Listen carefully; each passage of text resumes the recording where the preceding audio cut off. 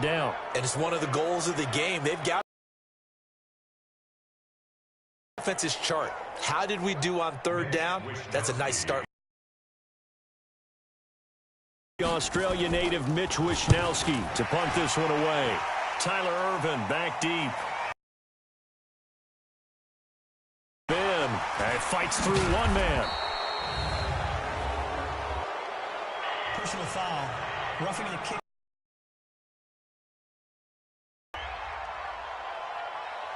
So not just running into the punter, but roughing the punter. And I'm struggling with this one. You know, you're watching it, partner. Is it more the first rather than the last?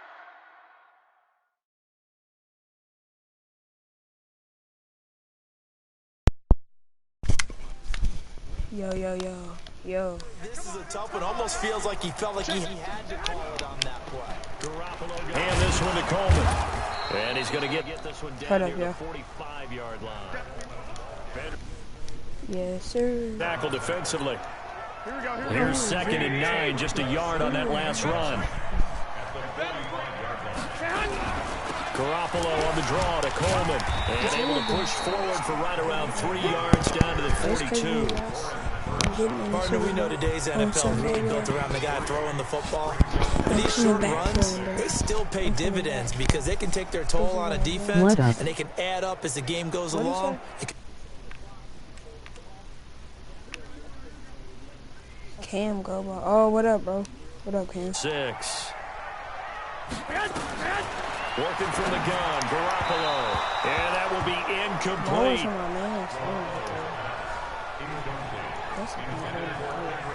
They went with the dime look that time on defense, just flooded the field with defensive backs, blanketed everyone, took away all the passing angles, thus the incompletion. On 4th down, the Niners trot out Mitch Wishnowsky to punt the football. That's out. And no return here. Where will they spot it? They say just outside the 20-yard line. Number 12 back out there. Aaron and his Packer teammates.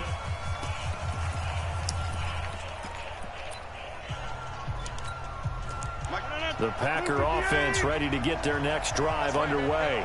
And this offense last time turned it over, went for it on 4th, didn't get it. They're lucky, though, because no points against the team on the board, but we'll see how they respond.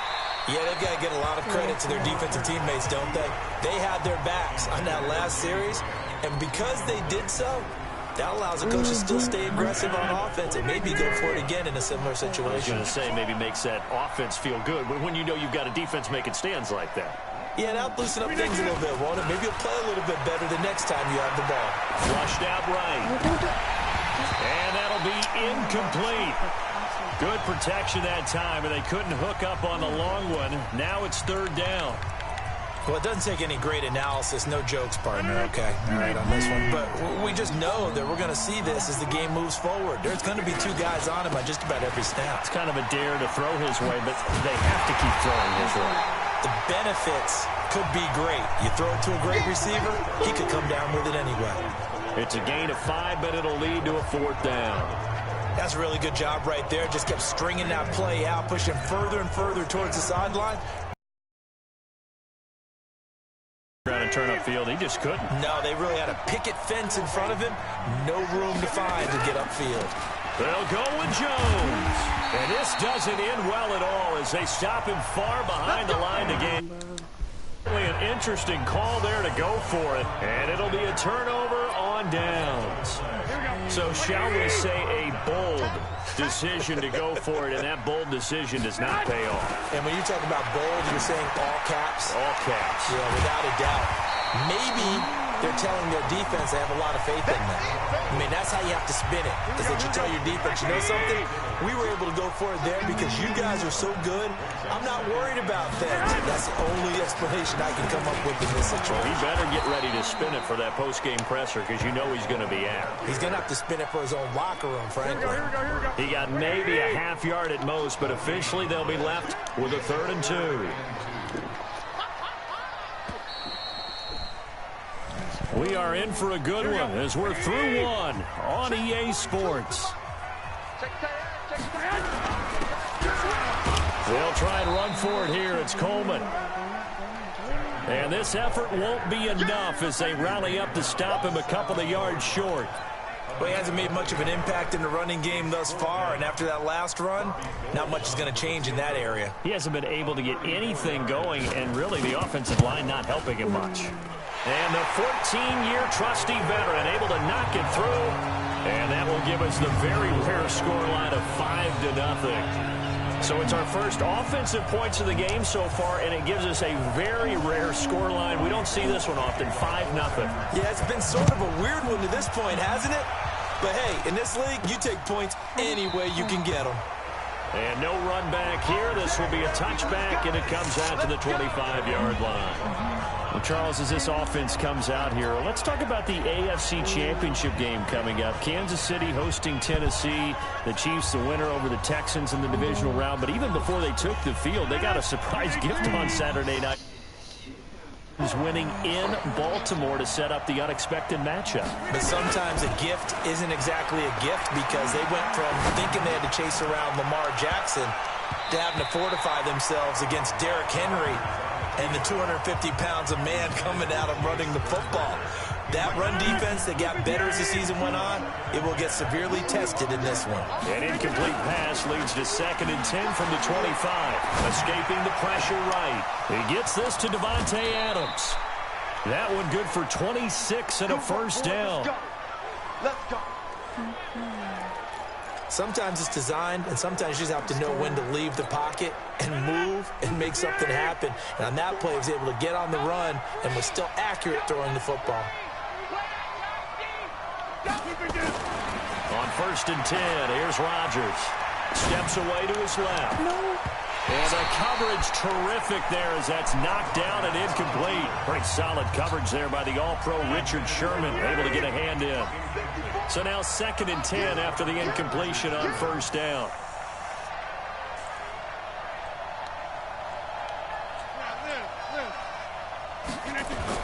Now Rodgers throwing again. Forced out to his left. He'll let this go for the end. And he's got it. It's caught for a Packers touchdown. Allen Lazard, 49 yards. And the Packers have taken the lead. So a one-handed grab in the end zone. Nothing much more rewarding than that for a guy catching it. Not at all. And with what we just saw there, that type of a one-handed catch, what's next? Maybe they go up and almost Velcro it with their jersey in the ball. That's about all that's left.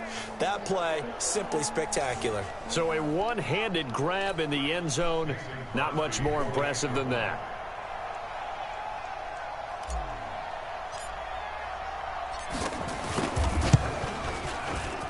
Crosby with the extra point, and the decision to just kick the extra point winds up successful. Boy, I guess they're going to keep trying to put the pedal to the metal here. They're going to try an onside kick.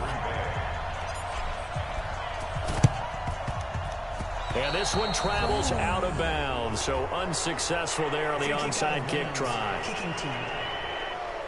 And that drives coaches insane, doesn't it? When they see that happen, it just doesn't feel right, does it? Plus, you're giving up yardage. Play fake there to Coleman. Now Garoppolo able to get away. And that'll be incomplete.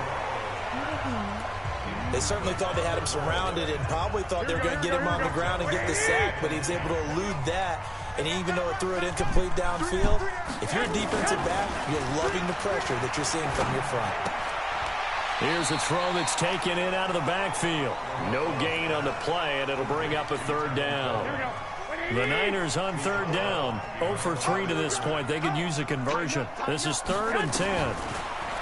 Looking to throw. Garoppolo. Nowhere to escape, and he goes down. Zadarius Smith drops him for a loss of 10, and it's going to be 4th and long. And we say it all the time, have to be able to get rid of the ball sooner than that. You have to help your offensive line out. They're going to protect you as best they can. And if you're getting 3 to 5 seconds to throw the ball, they're doing a really nice job. But when you hold it and give up a sack, you're really almost discrediting their work.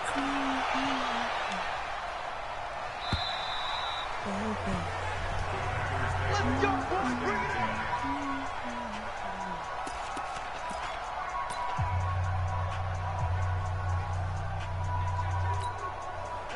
The Packer offense ready to get their next drive underway.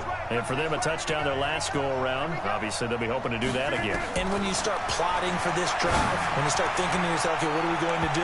You don't go away from what you did before because that worked, but you have to be prepared for wrinkles and counters because you know they'll make some adjustments. Meanwhile, they take a shot to start the drive, but this is going to wind up incomplete. After the incompletion, here's 2nd and 10 from the 20.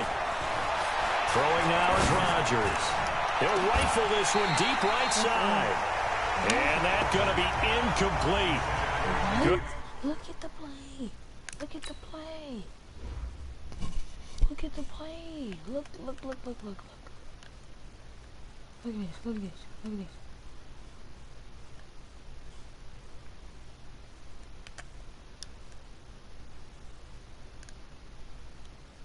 It wasn't complete.